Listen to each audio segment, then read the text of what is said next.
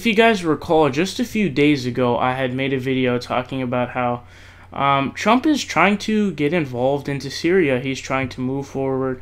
That was something on the campaign trail that a lot of people gave him credit for, saying that he would be more non-interventionist as a result of his America First and protectionism ideology, and that, you know, Hillary Clinton was the one who wanted to be the interventionist.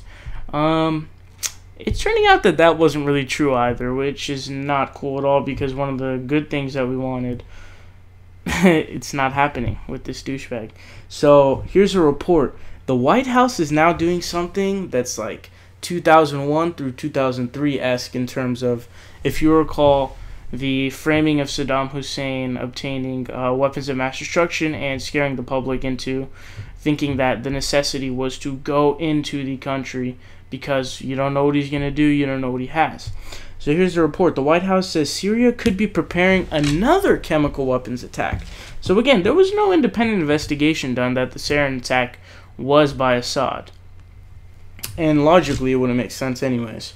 But here's what CNN says. They say, the White House said that there are, quote, potential preparations for another chemical weapons attack by the Syrian regime, and warned the country's president, Bashar al-Assad, of a, quote, heavy price if one is carried out.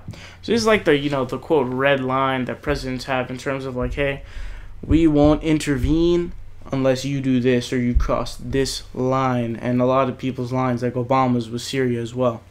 Quote, the United States has identified potential preparations for another chemical weapons attack by the Assad regime that would likely result in the mass murder of civilians, including innocent children, according to a White House statement released Monday night. It's so funny. You care about them there, so you want to go in and bomb in their country where these civilians are populated, but you won't take in refugees to come where it's safe. So don't be delusional and think that this is actually going to help them. It's not going to help them. It's going to lead to more destabilization. And we're just going to be bombing the country that these innocent children are in, and they're going to end up dying. Why won't you let them in as refugees where they can be safe? Something to think about.